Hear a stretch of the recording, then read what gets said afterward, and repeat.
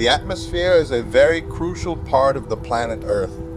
It plays a role in the weathering of rocks, weather formation, temperature regulation, just to name a few. In fact, of the 6 main biogeochemical cycles of the Earth, 5 of them involve the atmosphere. However, for the most of us, this fact doesn't seem so clear. Our activities continue to release greenhouse gases. Our deforestation of forests continues to affect biogeochemical cycles, including the oxygen cycle. Our pollution of the atmosphere continue to disrupt the biogeochemical cycles that rely on the atmosphere.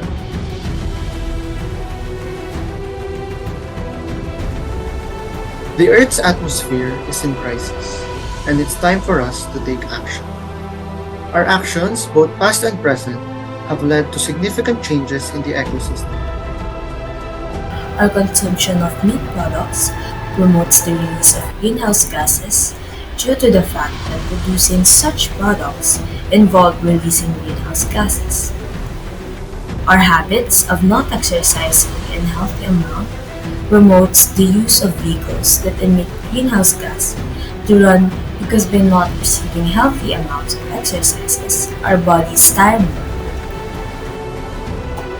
If activities and habits such as this continues to happen at dangerous levels, the state of our atmosphere may not be what our future generations would like to have. Of the planets of our neighborhood, 2 of them serve as a warning to all of us. Venus has a thick atmosphere composed primarily of carbon dioxide, which causes a runaway greenhouse effect. The thick atmosphere traps heat from the sun, leading to surface temperatures hot enough to melt lead.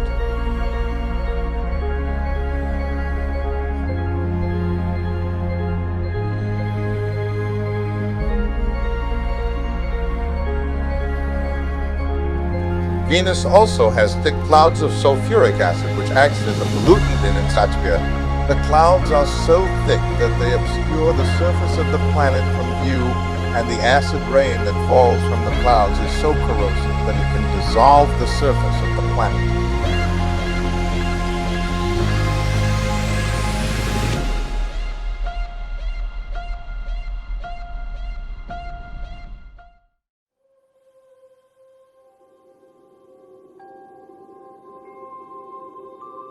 Mars is in the habitable zone of the solar system, meaning that it can have liquid water and therefore can support life.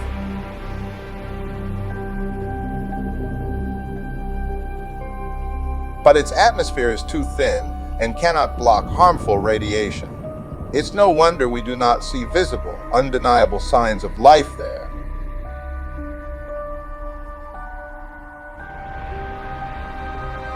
All this highlights how important the state of the atmosphere is to living organisms, and that includes us.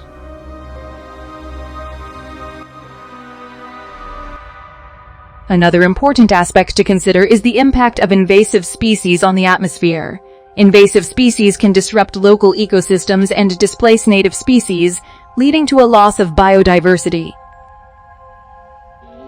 This can have a ripple effect on biogeochemical cycles and ultimately affect the atmosphere. For example, invasive plants can change the composition of local vegetation, leading to changes in carbon sequestration and the release of greenhouse gases.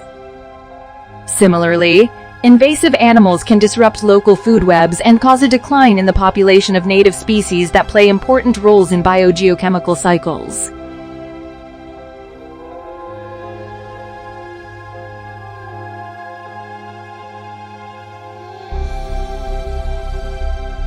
These atmospheric changes caused by human activities can have an epigenetic impact too.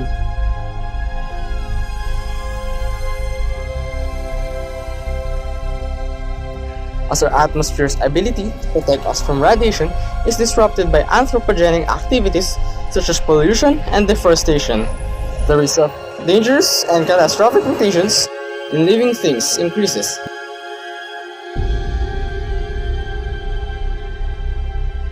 These mutations can lead to a variety of negative health outcomes, such as cancer and other diseases. It is important to consider the potential epigenetic impacts of our actions on the atmosphere, as they can have far-reaching and long-lasting effects on the health and survival of living organisms.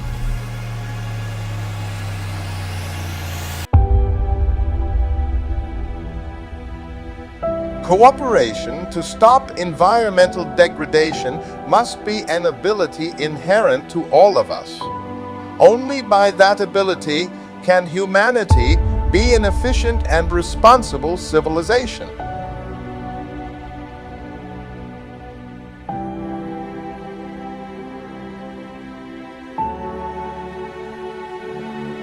Our atmosphere is a precious and special gift, considering that it is rare for planets to even have an atmosphere designed for life.